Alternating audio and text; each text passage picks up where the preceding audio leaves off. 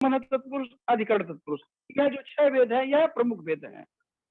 और जो 6 उपभेद है वह है उपपद तत्पुरुष, प्राणि तत्पुरुष, अलुक तत्पुरुष, न तत्पुरुष, मध्यलोभी तत्पुरुष और मयूर वंश आदि तत्पुरुष।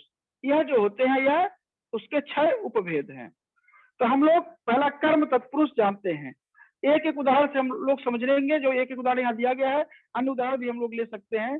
जैसे दिया है समस्त पद देशगत, क्या दिया है?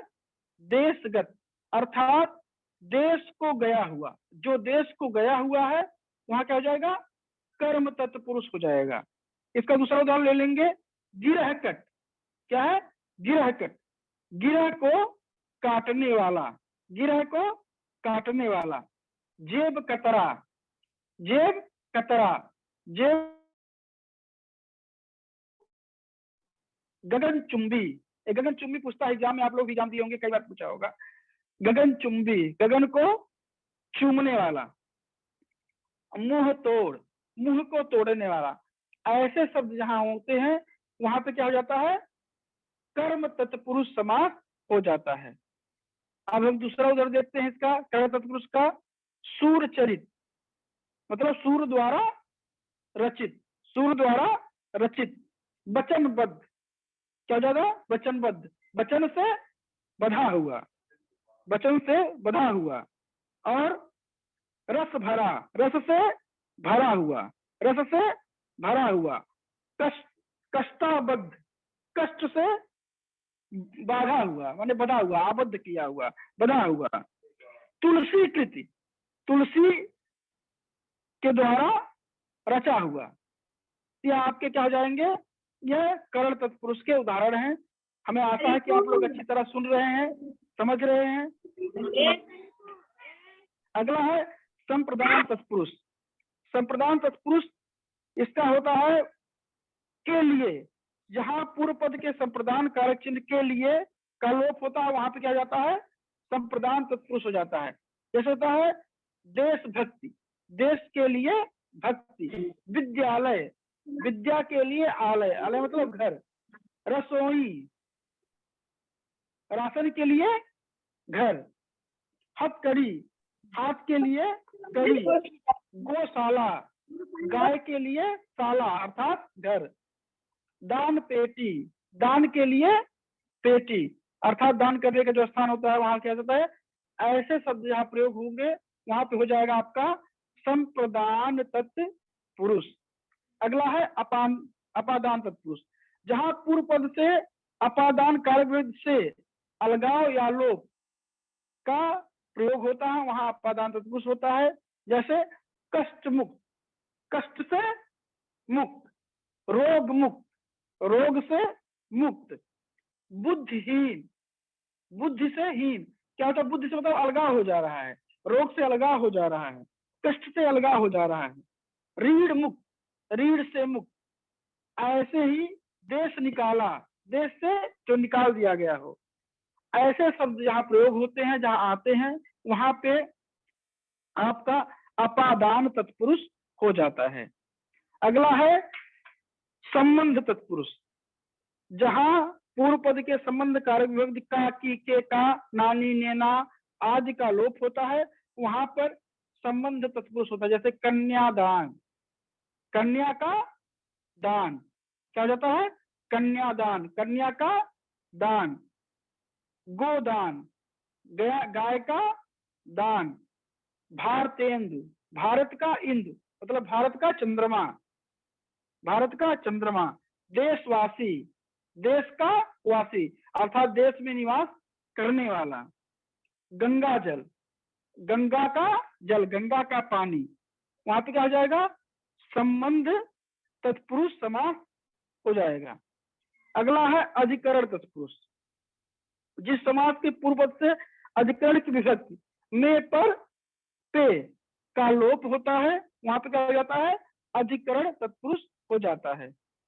जैसे है कार्य कुशल, कार्य में कुशल, कार्य में कार्य कुशल, कार्य में कुशल। पुरुषोत्तम, पुरुषों में उत्तम। नरोत्तम, नरों में उत्तम। स्कूटर सवार, स्कूटर पर सवार। घुड़सवार, घोड़े पर सवार, ऐसे शब्द जहाँ प्रयोग होते हैं, ऐसे जहाँ समासिक पद आते हैं, वहां पे क्या हो जाता है, अधिकरण का अधिकरण तत्पुरुष समास हो जाता है। अब हम लोग जो उपभेद है इसका ना पढ़ के सीधे हम लोग जो है इसके मुख्य भेद, अगला भेद जो समाधिकरण तत्पुरुष है, कर्मधारय समास पे आते हैं। कर्मधारय समास की परिभाषा को हम लोग ध्यान देते हैं पहले। जिस समास के दोनों पद में विशेषण विशेष संबंध अथवा उपमेय उपमान संबंध होता है, वहां कर्मधारय समास होते हैं। क्या होता है, जिस समास के दोनों पदों में विशेषण विशेष संबंध अथवा उपमेय उपमान संबंध होता है, वहां पे जो है क्या जाता है, कर्मधारय समास हो जाता है। अब हम लोग इसको उदाहरण देखते हैं, जैसे है नीलांबर। नीलांबर, इसका समास विग्रह होगा, नीला है जो अंबर। अंबर मतलब आकाश, आकाश क्या है, नीला है। यहाँ पे क्या है, नीला जो है विशेषण है और अंबर क्या है, विशेष से है। विशेष से क्या होता है, जो संज्ञा होती है वो हमारा क्या होता है, विशेष से होता है। तो अंबर क्या है, संज्ञा है और उसकी विशेषता क्या बता रहा है, नीला बता रहा है, विशेषण बता रहा है। तो नीला क्या है, नीलांबर, उसका समासिक पद क्या दिया है, नीला, नीलांबर, और उसको अलग क्या करके लिखेंगे तो हो जाएगा नीला है अंबर जो। अगर इतना लंबा लिखेंगे तो 4 शब्दों का प्रयोग करना पड़ता है, नीला है अंबर जो, इसलिए इसे संक्षेपीकरण या संक्षेप कहा जाता है। समास का मतलब होता है संक्षेपीकरण या संक्षेप करना, अर्थात कम से कम शब्दों में अधिक से अधिक बात कह देना। नीला है अंबर जो, नीलांबर, यहाँ नीला जो है विशेषण है, अंबर क्या है, विशेष है। ऐसे ही अगला उदाहरण है परमानंद। परम क्या है, विशेषण, जो सबसे उत्कृष्ट है वह क्या है, परम है। और आनंद क्या है, उसका विशेष, मतलब जो आनंद को सबसे उत्कृष्ट बता रहा है वह है परमानंद। पुरुषोत्तम, पुरुषों में उत्तम, जो पुरुष क्या है यहाँ पे विशेष है, उत्तम उसका क्या है, विशेषता बता रहा है। ऐसे ही है प्राण, प्राण प्रिय, मतलब प्राण के समान जो है प्रिय। और अगला है नील पीत। नील पीत मतलब क्या होता है जी, हेलो, हाँ भाई कोई बात हो बता दीजिएगा, कोई प्रश्न हो तो बोलिए, पूछिएगा। ये आपके हो गए विशेष विशेषण से संबंधित उदाहरण। अगला है उपमेय उपमान से संबंधित उदाहरण जो है, जैसे है कमल नयन जी, हेलो, हाँ सर, हाँ कमल नयन, कमल नयन, कमल, हाँ जी बोलिए, हेलो, हाँ सर बोले, हाँ सर, ये हाँ सर बोलिए, पुरुषोत्तम जो बताए हैं आप, तो जब इसका विग्रह करेंगे पुरुषों में उत्तम, तो ये जी तो पुरुष में। हेलो, हेलो,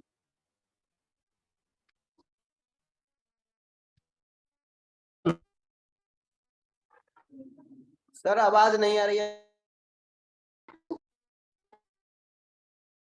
हेलो, हेलो, हाँ, कोरोना से बहुत दिन तक अपने हेलो, आवाज आ रही है, हेलो, जी आवाज आ रही मेरी, है, हाँ सर आ रही है। हेलो, जी जी सर, आपकी हाँ, आवाज आ रही है हाँ, डॉक्टर साहब। हाँ आवाज आ रही ध्यान है सर। दीजिएगा, हाँ बता रहे हाँ ध्यान दीजिए, मैं जो कह रहा हूँ उसको ध्यान दीजिए। आपने जो प्रश्न किया है, जैसे कि अगर पुरुषोत्तम रहेगा, अगर पुरुषों में मैं उत्तम करूंगा तो अधिकार तत्पुरुष हो जाएगा है, और अगर उत्तम है जो पुरुष में करूंगा समासिक विग्रह, तो हो जाएगा, क्या हो जाएगा, वह कर्मधारय समास हो जाएगा।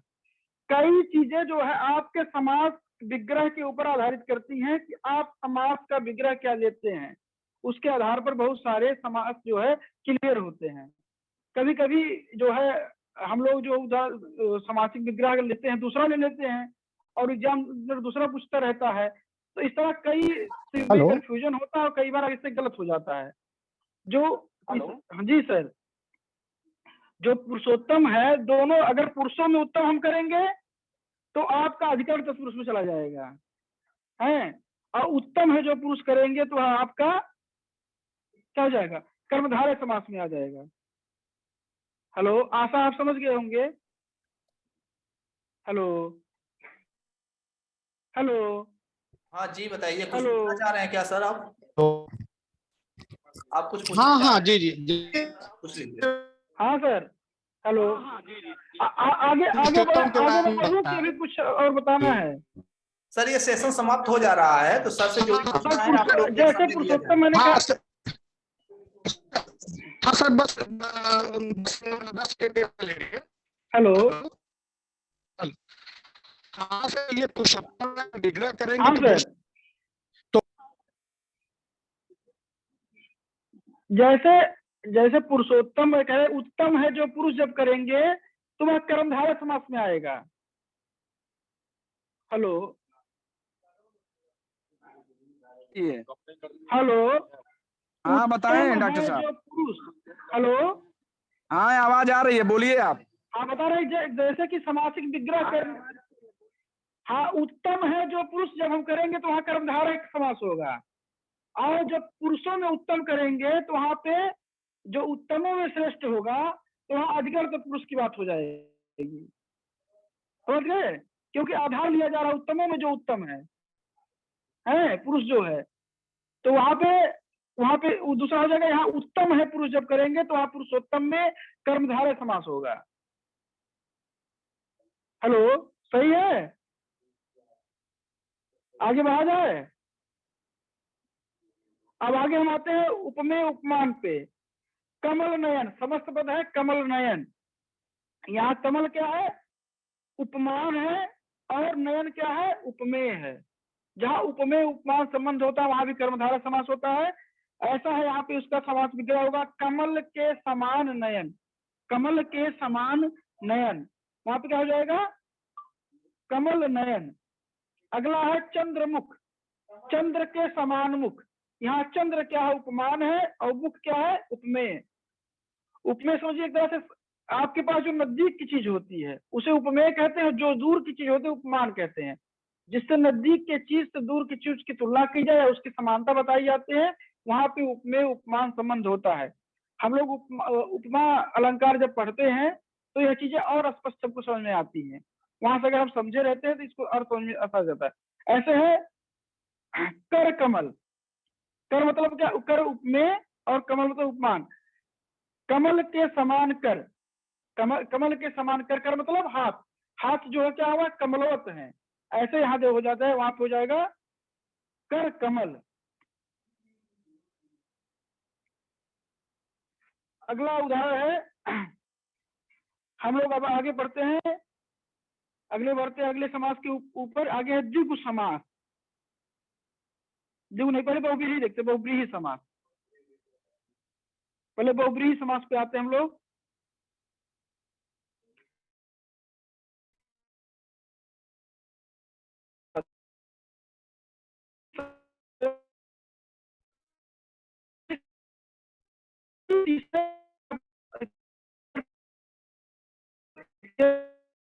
कोई तीसरा अर्थ प्रकट करते हैं, जिस समास के दोनों समासिक पद मिलकर किसी तीसरे अर्थ की ओर संकेत करते हैं या तीसरा अर्थ प्रकट करते हैं, वहां कोई पद प्रधान नहीं होता है। जहां अर्थात वहां कोई पद प्रधान नहीं होता है, वहां दोनों पद समान अधिकार रखते हैं और कोई भी प्रमुख नहीं होता, ना पहला प्रमुख होता है ना दूसरा प्रमुख होता है। कोई अन्य पद प्रधान हो जाता है, मतलब कोई दोनों से मिलकर तीसरा पद प्रधान हो जाता है, तो वहां क्या हो जाता है, बहुब्रीही समास होता है। वहां क्या हो जाता है, बहुब्रीही समास हो जाता है, जहां पे दोनों समासिक पद कोई प्रधान नहीं होता है, जो दोनों के मिलने से कोई तीसरे अर्थ की तरफ संकेत करते हैं, अर्थात कोई तीसरा अर्थ प्रकट करते हैं, और कोई अन्य, वही तीसरा पद, कोई अन्य मतलब जो तीसरा अर्थ था वही प्रधान हो जाता है, वहां पे बहुव्रीहि समास होता है।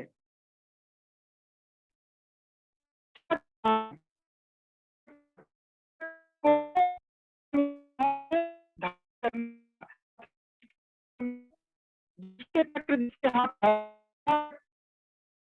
उसके हाथ में जो किया है वो क्या हो जाएगा? विष्णु जी या विष्णु जी कहते हैं। तो यहाँ पे तीसरा हो जाएगा, दोनों अर्थ नहीं, दोनों से मिलने से जो तीसरा अर्थ आएगा वहीं पे बहुब्रीहि समास होता है। ऐसे लंबोदर, लंबा है उधर जिसका, लंबा है उधर, उधर मतलब पेट, जिसका पेट क्या है? लंबा है, अर्थात गणेश जी। ऐसे है नीलकंठ, नीला है कंठ जिसका, यहाँ मयूर और शिव दोनों अर्थ में हम लोग प्रयोग करते हैं, शंकर जी के भी अर्थ में और मयूर के अर्थ में। अगर दोनों तो कुछ भी लेंगे तभी उसका अर्थ समास होगा, क्योंकि न उसमें नील की प्रधानता बता रही है, कंठ की प्रधानता बता रही है, वो हम मयूर या शंकर जी की बात वहां कर रहा है। ऐसे है दशानन, 10 है आनंद जिसके, जिसके 10 मुख है, वहां पर भी ऐसे ही रावण, किसकी बात हो रही है? रावण की बात हो रही है। तो आपका है यह बहुब्रीहि समास, क्या हो जाएगा? बहुब्रीहि समास। अगला है द्विगु समास, अगला है द्विगु समास। जिस समास का पहला जिस समास का पहला पद होता है, द्विगु समास हेलो होता है। हेलो ये वास्तव समूह वाचक होता है। पहला पद, जी सर, हाँ हेलो हेलो हेलो, हेलो हाँ, जिस हाँ सर, समास हेलो का पहला पद, हेलो, हाँ हाँ हेलो जी बोलिए। सर, जी आवाज आ रही है सर, एक हाँ मिनट सर में। बोले। हाँ हम हाँ सब कुछ कह रहे हैं। हाँ सर, ये कह रहे हाँ हैं। सर, हाँ, जैसे अभी जिक्र हुआ नीलकंठ और दशानन का, जी सर बताएं। तो नीलकंठ तो कर्मधारय समास भी है, जी जी और दशानन इस तरह से देखा जाए तो द्विगु समास भी जी, है। नीलकंठ कर्मधार, जानते हैं उल्टे सब कई लोग टेक्स्ट हो जाते हैं जी बच्चे हाँ, तो मैं बता रहा हूँ अभी आपको, अभी मैं आगे बता रहा हूँ, द्विगु समास पढ़ाएंगे तो उसका भी कंफर्म हो जाएगा। और अच्छा, उसको आप दशानन, लंबोदर, ये सब चीज को बहुब्रीहि में भी दर्ज ले सकते हैं, ले नहीं नहीं सर, सकते ये हैं, कह रहे लेकिन हैं कि अगर आपको दस बहुब्रीहि दस दिया सुनिए, हेलो रहेगा सर, हेलो तो सर, बहुब्रीहि ही लगाना। जैसे दशानन को कब हम द्विगु समास कहेंगे और जी कब जी बहुब्रीहि जी कहेंगे, जी, ये चीज पूछ रहे हैं। नहीं हेलो, द्विगु उसको कहेंगे ही नहीं, हम नहीं सर, द्विगु उसको जैसे द्विगु समास नहीं कहेंगे सर, ही नहीं। नहीं हेलो सर, क्यों क्यों नहीं, हेलो, क्यों नहीं कह सकते? जैसे 10 आनन, आनन मतलब सिर होता है, सर मेरी तो आवाज आप 10 सभी सुन सिरों पा का रहे हैं? समूह है। सर एक मिनट, मेरी आवाज सुन पा रहे हेलो अब हैं? हम आपको बता, हमारी बात आप हेलो, हाँ हाँ, हमारी बात आप सुने, सुनेंगे तब ना बताऊंगा सर। हाँ हेलो, जी यही बताएं। कुछ बताइए सर हाँ जी। सुनिए सर, सर उसमें आप लोग होता एक बार है, पुनः जुड़ जाइएगा, डायट में कुछ आप काम चल रहा है समास, वायरिंग का, आप इसमें कुछ समास प्रॉब्लम विग्रह हो रही कैसे लेते हैं? जी जी जी जी, उसमें समास विग्रह जो है कैसे आप लेते हैं? जैसे द्विगु समास का आपने जी पूरा जी पढ़ा, पूरा उदाहरण आपने पढ़ा नहीं और पूरी परिभाषा आपने मैं बोला नहीं। जैसे पहले द्विगु जी समास का जो होता है, पहला पद संख्यावाचक